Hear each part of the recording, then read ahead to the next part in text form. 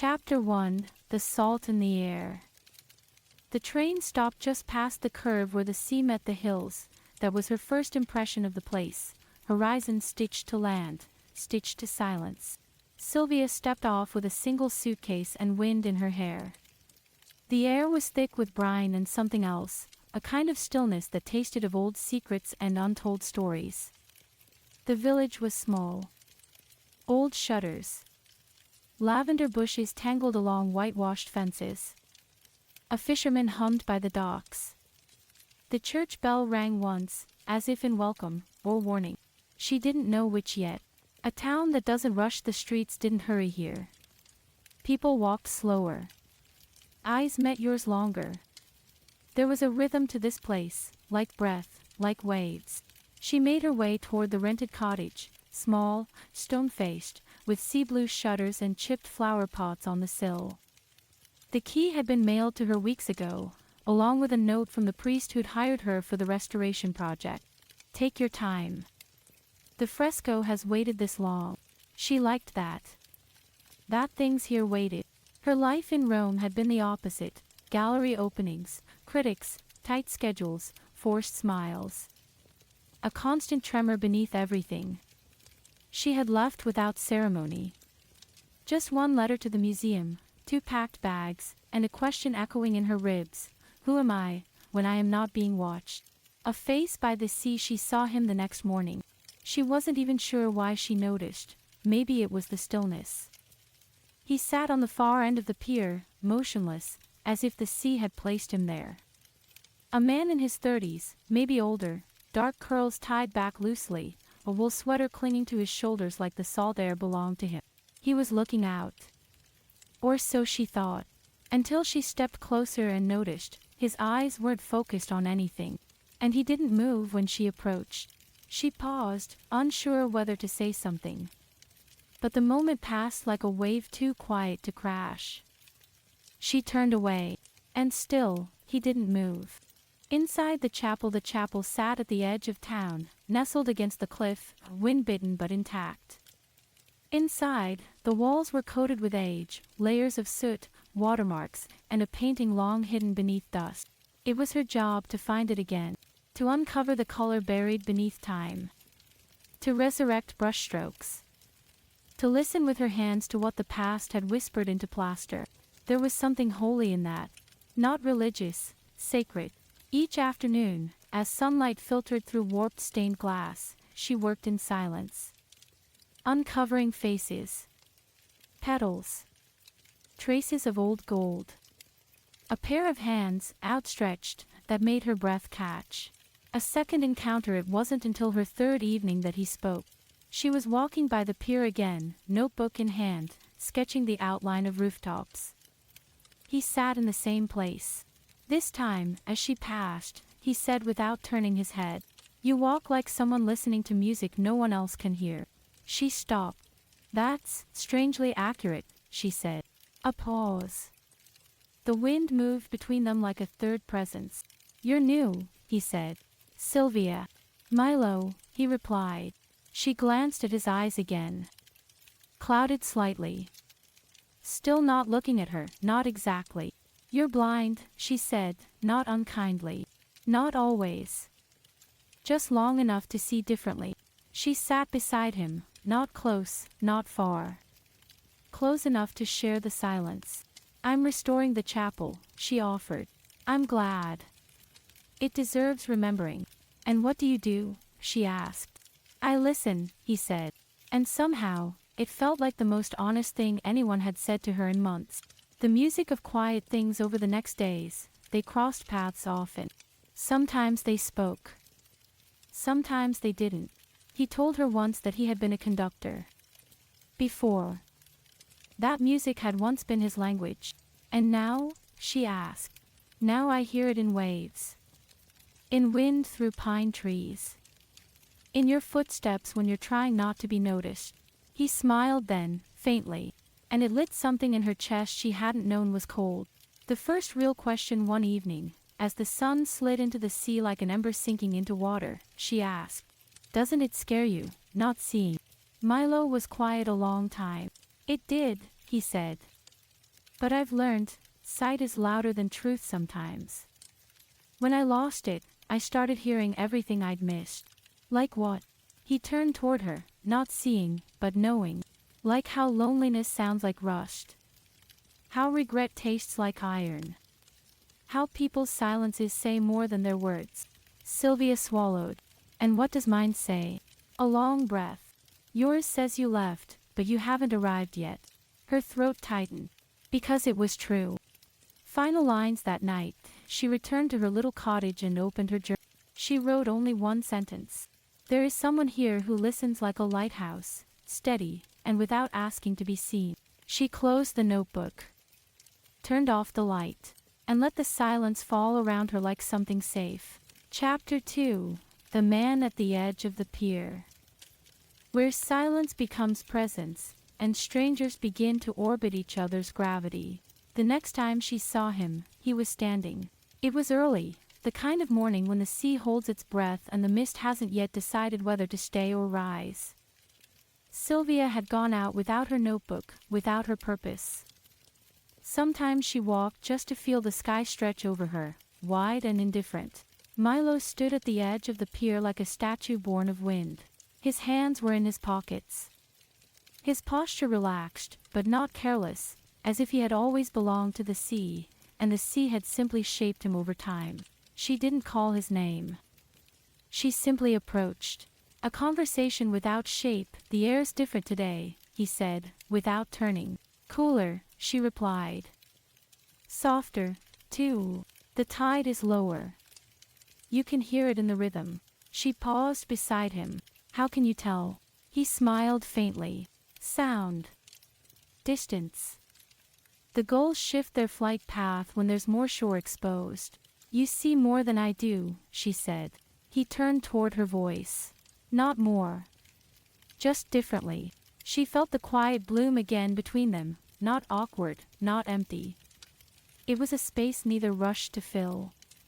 A space that allowed both of them to breathe without being observed. You're not used to being quiet, are you? He asked. No, she admitted. But you carry it well. The house of broken light. Later that afternoon, she returned to the chapel. The light through the high windows moved like water across the stone floor. Her tools waited. The fresco, still half hidden, whispered from beneath centuries of soot and salt air. She uncovered a section near the apse, two figures with their hands almost touching. Lovers, perhaps. Or something more sacred. There was a sadness in the tilt of their heads, as if they were always saying goodbye. It reminded her of something she hadn't yet lived. At the market on Thursday, she found him again, not at the pier this time, but at the small village market. He stood near the stall with herbs and soap, hands gently touching bundles of dried lavender. You memorize by touch? She asked, surprising herself. Texture tells stories, he said. And smell is memory. You remember everything, only what mattered. She watched him hand the vendor a few coins, folding the herbs carefully into his coat. You live close? She asked. End of the cypress lane. That's near the cliff. Yes. It's where sound carries best. She found herself smiling. Do you always talk in poetry? Only when I'm not afraid someone's listening. And now. He paused. I hope you are. Letters she never sends that night. Silvia began writing again. Not art notes. Not journal entries. Letters. To him. Letters she never intended to send. Milo. I've never met someone who makes silence feel like warmth instead of warning. Today, you touched lavender like it was holy. And somehow, I wanted to tell you everything I've forgotten about myself. I wonder what you'd say if you knew I came here to disappear. And now I find myself wanting to be seen. Not by eyes. By presence. She folded the letter, placed it in a box, and slid it into the drawer beside her bed. Echoes and footsteps. The days continued like a rhythm. Sea, stone, sun. Sometimes she'd see him at the pier. Sometimes in the chapel, sitting quietly in a pew as she worked. Once, she asked, "Why do you come here?" To listen to the colors being freed. She looked at the fading red she had just uncovered, like the robe of a long-forgotten saint. You hear them. No. But I hear you when you see them. The story he doesn't tell, he never speaks about how he lost his sight. She doesn't ask. But once, when she caught him tracing the grooves of a sea-worn shell with reverence, she said, "Did it happen all at once?" His hand paused. Yes. But the grieving, that was slower. She didn't respond. Only sat beside him. Close enough for his sleeve to brush hers. That night, she wrote again. "I'm starting to believe some people are lighthouses. Not because they shine, but because they stay. The way things begin, it wasn't a single moment. Not a glance. Not a word. It was the way she began to measure her days, not by hours, but by whether or not she saw him. It was the way his presence gave shape to the space around her. It was how the air felt fuller when he was near, and how even the tide seemed quieter when he spoke." Final lines on the 7th day. As they sat on the edge of the pier in a twilight soaked with salt and gold, she asked quietly, "Why did you stop conducting?" He turned his face toward the wind. "Because after losing sight, I wanted to learn how to listen before I ever tried to lead again." She didn't know what to say. So she reached for his hand. And he didn't pull away. Chapter 3. What Silence Holds. Where rain becomes the voice of longing, and silence is no longer empty. It rained that night. Not softly, not politely. It was the kind of rain that fills the world with a hush so loud it swallows everything else. The kind that drowns clocks, stills streets, presses palms against window panes just to feel something real. Silvia had gone to the chapel early that day, sensing a storm in the bones of the air. She had stayed longer than she should have, hands stained with pigment dust, her bag heavy with brushes, until the sky cracked open like grief unsilenced. And when she stepped out at last, soaked before the door clicked shut behind her, she heard his voice. "You shouldn't walk back in that." She turned. Milo stood under the chapel's archway, his coat already damp, the collar turned up against the wind. "Neither should you," she replied, surprised to find herself smiling despite the downpour. "I was waiting," he said. "For what?" "The sound of the storm." Shelter. He led her, slowly, surely, through narrow lanes that glistened like wet glass. She didn't ask where they were going. She only followed the sure rhythm of his feet and the way he tilted his head slightly, as if listening for her breath behind him. At the end of the path, the cypress trees parted to reveal his house. It was stone, tucked behind hedges and wind. Ivy curled along the outer walls, as though trying to hold him in place. A brass bell chimed softly by the door, dancing in the storm. Inside, the air was warm and smelled of cedar and something darker, like old music. His world, it wasn't what she expected. There were no obvious signs of blindness. No braille, no markers. Just a space curated by memory and intuition, books stacked neatly, records lined along a shelf, a piano near the far wall, its keys dulled by candlelight. "I thought you said you didn't play anymore," she murmured. "I don't," he said, removing his coat. "But I still listen." He handed her a towel, already warm, and she realized he'd put it near the fire in anticipation. "You always prepare for storms?" she asked. "No. Just for guests I hope will come in." The fire between them, they sat by the hearth, tea steeping in ceramic mugs. The rain beat steadily outside, a metronome of something old and sacred. She watched the flames flicker across his profile, the sharp line of his jaw, the gentleness in the corners of his mouth. He sat easily, one hand wrapped around his mug, the other resting on his knee.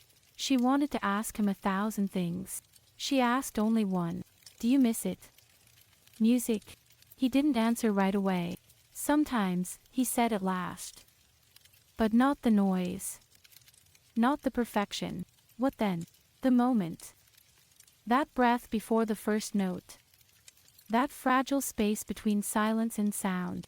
Her heart caught. Because that was what he gave her, that fragile space. A letter unsent she imagined writing to him again, later that night.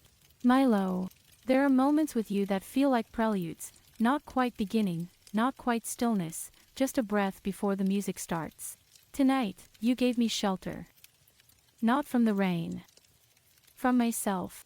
She would not send it. but she would remember every word. The piano. As the storm eased into a gentle weep, Milo stood and walked to the piano.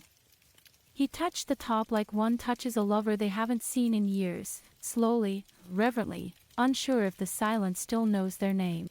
Then he played. Not a song. Not even a melody. Just notes. Scattered. Tender. Searching. Silvia sat frozen, watching him not see, and yet reach. Hearing him not perform, but feel. It was the sound of a man remembering something too sacred to speak. She closed her eyes. And cried without knowing why. When it was quiet again, he returned to the fire. Sat beside her without asking. Not too close. Just enough. You heard it, didn't you? He asked. Yes, she whispered. Then it wasn't lost.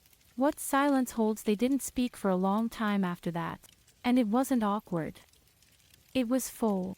It was the kind of silence that lets you exist without shrinking. It held the echo of her mother's voice, long gone. The words she hadn't said to the man who broke her heart in Rome. The parts of her that art couldn't fix, but kept painting anyway. It held his broken notes. His closed eyes. The things he once conducted and could no longer touch, but still heard, somewhere, inside the dark. She leaned her head against his shoulder. He didn't move away. Final lines. The rain ended just before dawn.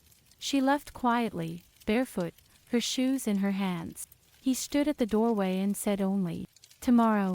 She nodded, "Yes," and walked into the pink light of a morning that had learned how to begin again. Chapter 4. Old walls, new cracks. Where what is hidden begins to surface, in stone, in memory, and in the space between two people learning to be seen. The chapel was colder that morning. The kind of cold that slipped beneath sleeves and settled in the joints, as though the stones themselves remembered winter. Silvia lit a small oil lamp, even though the sun had already begun to rise. The light it cast flickered across the plaster, golden and soft, like breath against skin. She had returned with steadier hands. Something about the rainstorm with Milo had softened the ache behind her ribs. Or maybe it had given the ache permission to remain without shame. Either way, she felt different. Not fixed. Just, less afraid of breaking. The wall she feared, the western wall, was the most damaged. Years of sea spray, salt wind, and time had peeled the pigments away in long, pale streaks. It was the kind of decay most restorers avoided. Too fragile, too risky. But Silvia was never afraid of what was nearly lost. She believed in ghosts. Not the kind that haunted. The kind that waited to be found. With delicate brushes, she began scraping away layers of grime, working in slow arcs like the hands of a clock. The silence was deep, broken only by the sound of her breath and the whisper of bristles against time. And then, something new. A stroke of crimson beneath the soot. A shape. A pair of lips. An unspoken expression. It was only a fragment, but enough. A mouth, half smiling. Beneath it, the curve of a jaw. The lips were parted slightly, as if caught between speech and silence, or between laughter and longing. She leaned closer, her breath fogging the surface for a moment. The expression wasn't holy. It was human. Too human. She uncovered more, the edge of a cheek, a strand of dark hair, a gaze just beginning to form. And then, just beside it, barely visible, letters. Not Latin. Not part of the original commission. Etched in coal. T. Vito. I see you. Silvia froze. Not because the words were startling, but because they felt, spoken directly to her. An echo of herself. She stood, stepping back, suddenly cold despite the morning light. I see you. The words stayed with her like a heartbeat under silence. It was not unusual to find graffiti, workers marking stone with names or lines of longing. But this one felt intimate. Hidden behind layers no one was meant to reach. As though it were carved not for history, but for someone waiting to be remembered. She sat in the front pew, notebook in her lap. Wrote only 3 words. Do you, Milo? In the workshop that afternoon, she found him outside his home. He was sanding the edge of a wooden bird, small, delicate, wings unfurled. His fingers moved with surprising precision, dust clinging to the cuffs of his sleeves. He did not look up, but he turned slightly as she approached. "You smell like stone," he said. She laughed. "I found something in the chapel. Another saint." "No. Something older. Or newer." He set the carving down. "Tell me." She hesitated. Then sat beside him on the stone bench, the sun warming the space between them. A face. A mouth, almost smiling. And a phrase. What did it say? "Ti vedo." Milo was quiet. "It means more than 'I see you,' you know," he said softly. "It means I recognize you. I know what you are beneath what you show." Silvia felt her throat tighten. "That's what scared me," she said. "Not the face. The feeling that someone had written that, to me." He didn't touch her, but he turned his face toward hers, as if the distance between them had just shifted by degrees. "Then maybe it's time to ask what part of you is asking to be seen." "Letters and doors that evening," she wrote again. "There's something in me that always runs when things begin to mean something. Maybe that's why I came here. To bury myself beneath old walls and pretend I was only here to fix someone else's story. But now I've found words that weren't meant for history. They were meant for someone specific. And suddenly, I want to be someone that someone would wait for. I wonder if you know, Milo, that I'm learning to stay." The second music he brought her to the chapel that night. It was late. The sky a velvet shade of indigo. She had told him about the fresco in more detail, the lines, the etched phrase, the feeling. He asked to come with her. She lit candles. The air shimmered. He moved slowly along the wall, one hand hovering above the plaster like a prayer. "I can feel it," he said quietly. The weight where something was added. The groove of a hand. "You can read stone?" she asked, voice half whisper. "I can read the things people don't say," he replied. She leaned her head against the wall. "Do you think the person it was written for ever saw it?" "I think," he said, "they were never meant to see it with their eyes." What cracks reveal she stayed after he left, alone in the candlelight. Watched how the flickering glow danced across the painted face. How the cracks in the plaster seemed to follow the path of the mouth, not destroying it, but giving it shape. Maybe we are all just pieces held together by time. Maybe our cracks are where the story breathes. She didn't want to fix the wall. She wanted to let it speak. And somehow, that realization felt like a kind of healing. Final lines before leaving, she pressed her fingertips to the cold stone just beside the phrase. "Ti vedo," she whispered aloud, to no one and maybe to herself. And she imagined someone, once, waiting on this very bench. Waiting to be seen. Waiting to be heard. Waiting for someone brave enough to answer. Chapter 5. Letters Never Sent. Where unspoken thoughts find form in ink, and silence begins to echo with memory. The letters began as whispers. At first, just phrases jotted in the corners of her notebook. Things she might have said if her courage had arrived sooner. Words too heavy for the air, too fragile to speak out loud. But over time, they lengthened. Became full pages. Became confessions. Became her only truth. She never gave them to him. Never meant to. But still, every evening, she wrote him anyway. Letter number 12. Dear Milo. There is a certain kind of silence that bruises. And another kind that holds you like a lullaby. Yours is the second kind.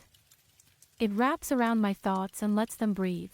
Today I stood before the wall and wondered if we're all just frescoes, painted over again and again, until we forget the first color of our skin.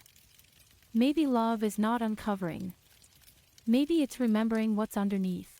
I don't know what you see when you face me. But I hope it's something that doesn't frighten you. F. The chapel. Again the chapel was warmer now. Not because of the weather, the sea air still slipped through the stone like a memory, but because something inside Silvia had shifted. She worked with reverence. Not as a restorer. As a witness. Each layer she peeled away felt like shedding something of her own. Her fears. Her deflection. The need to stay untouchable. And with every curve of pigment rediscovered, she felt her heart reaching, not just for the past, but for the man who listened to it with her. The day he didn't come, he always appeared. On Tuesdays, or just after rain, or whenever the clouds parted and the light curled golden across the chapel floor. Milo never said when. He simply arrived, and his presence made the air feel less like stone. But this time, he didn't come. She waited, continued brushing the arch above the doorway. Uncovered half a hand, a ring, a halo that wasn't shaped like any she'd seen before. Still, he didn't come. And the silence that day felt different, not soothing. Lonely. Letter number 15. Dear Milo. You weren't there today. And I told myself it didn't matter. That I didn't check the pier. Or the cypress path. Or your house. But I did. All of it. In circles. Because absence is louder than presence. And yours shakes things in me I thought I'd buried. I don't know what this is between us. But I know I feel it when you're not near. Come back soon. Or don't. But know that either way, I'll keep writing. F. A memory beneath the wood. When she couldn't stand waiting anymore, she knocked on his door. No one answered. But it was unlocked.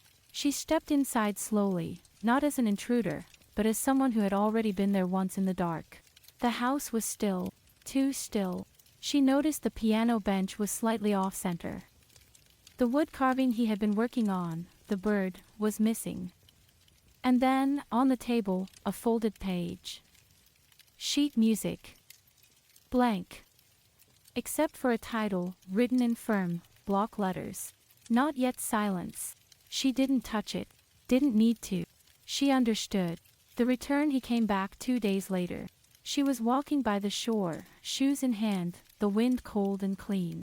He stood where the sand met the rocks, coat open, hair loose, face tilted toward the sky like he could hear something no one else could.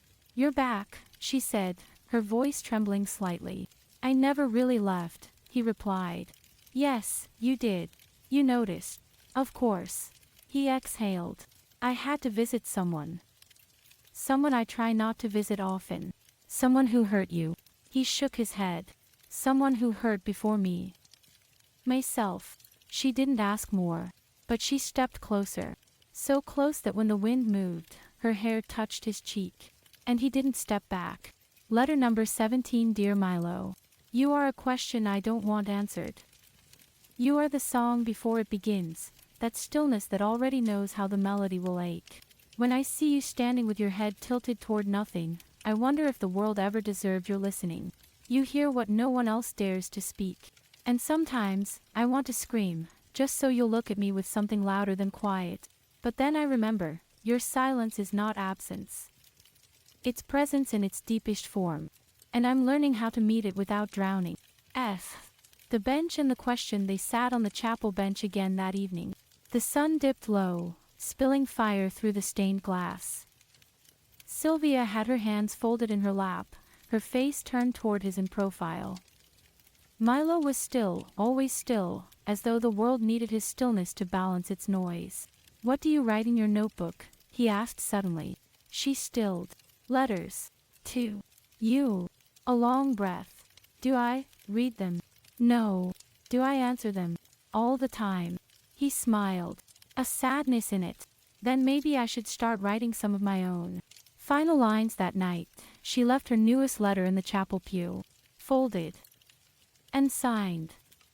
But sealed with the wax she used for restoration. It read, when I saw the face on the wall, I thought it was about history. But maybe it's about now. Maybe all things that last are just echoes, waiting for someone brave enough to listen. And maybe love is not thunder or song. Maybe it's the letter you never send, and the person who reads it anyway. Chapter 6. The Sea Remembers. Where the past rises with the tide, and love begins to ask for truth. The sea was louder that morning. Not angry, but urgent, like it had something to say. Like it had been patient long enough. Silvia stood at the shore with the wind knotting her hair and salt blooming on her lips. The sky was gray, but not sad, more like memory, stretched and heavy.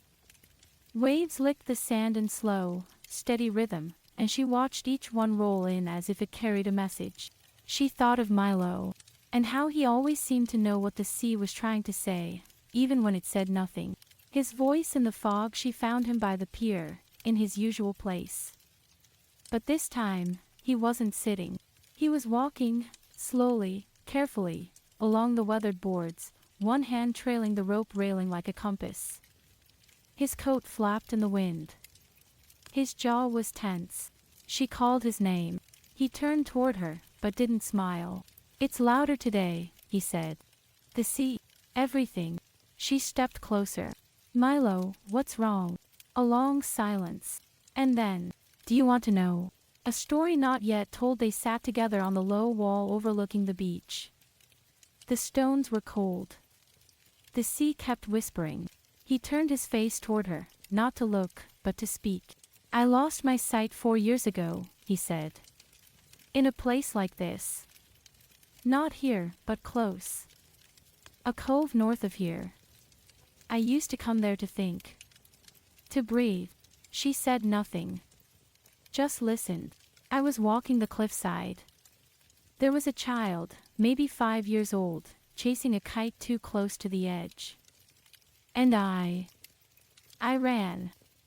I didn't think. I just moved. I caught her. She lived." His hands were still now, clenched around each other like they held the memory. "I slipped on the wet rock. Fell." She felt her breath catch. "When I woke up," he continued, "the world was lightless. Soundless too, at first. Then it came back, all of it. But different. Like the world had turned its face away, and I was left holding only echoes." "The girl?" Silvia asked. "She's fine," he said softly. "I never learned her name." She reached for his hand. He didn't pull away. "Why didn't you tell me before?" she whispered. "Because most people want to call it brave. Or noble. And I didn't feel either." He turned toward the sound of the sea. "I felt broken. Still do, sometimes." The letter she never wrote that night, Silvia didn't write. She just sat in the dark of her cottage, tea cooling beside her, the storm coiling in her chest instead of the sky. She had imagined so many versions of his past. Losses. Accidents. Illness. But she hadn't imagined sacrifice. Not like that. Not silent, unthanked, unseen. She realized then, Milo didn't need rescuing. He needed remembering. The next morning she returned to the chapel early, bringing with her a small envelope. Inside it, a note, folded 3 times.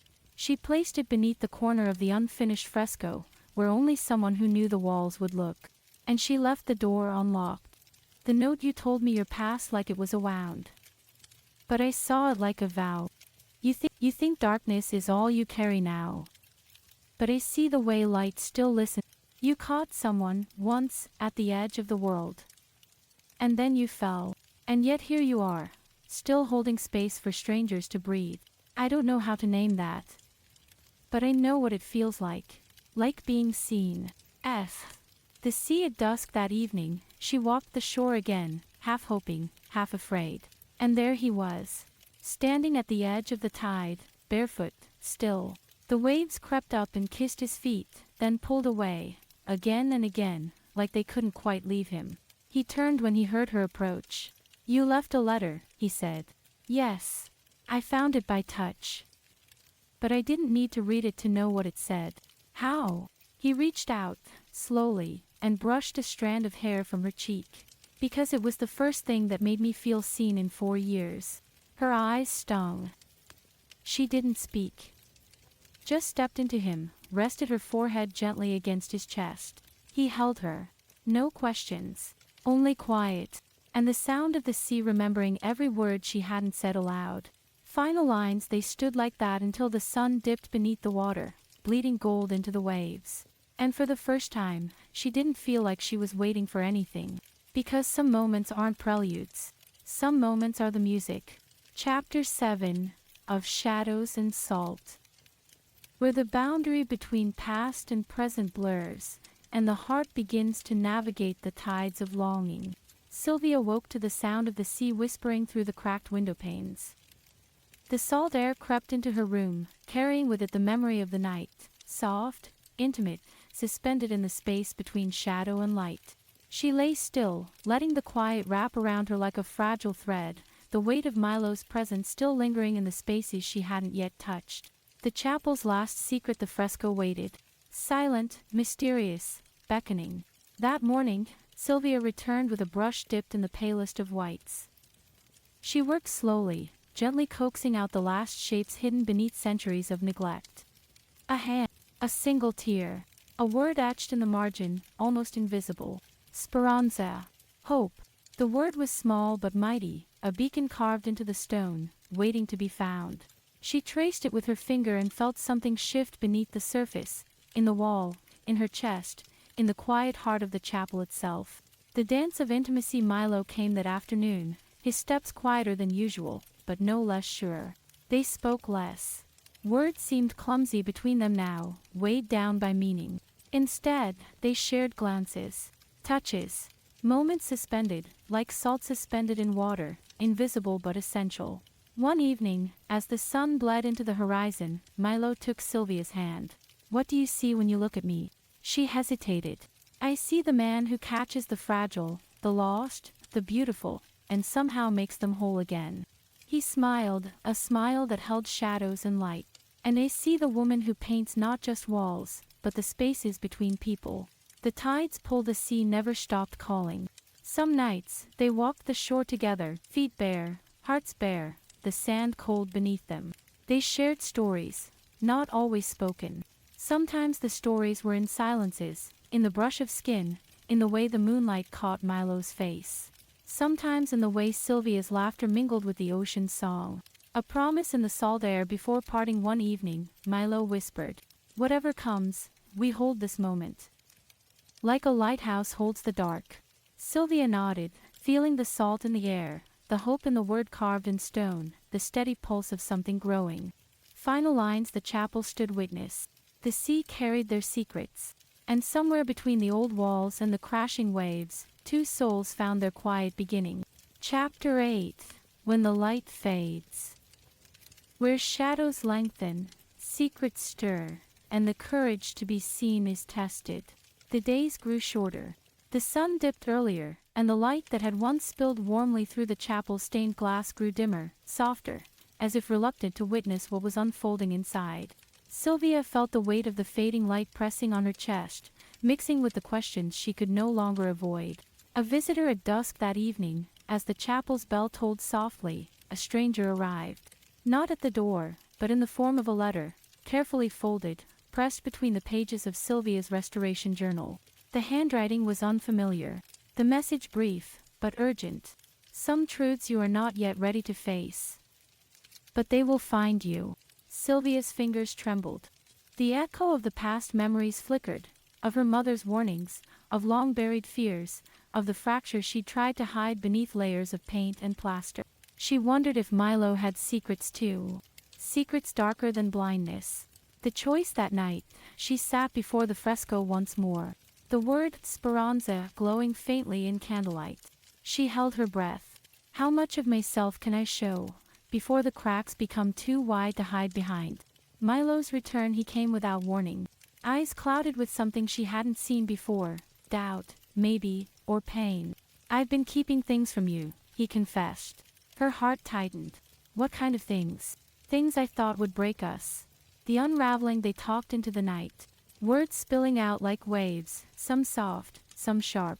And for the first time, silence felt heavy, filled with the weight of unspoken truths. Final lines. When dawn broke, Silvia knew the path ahead wouldn't be easy. But it was hers to walk. With hope, with fear, and, finally, with light.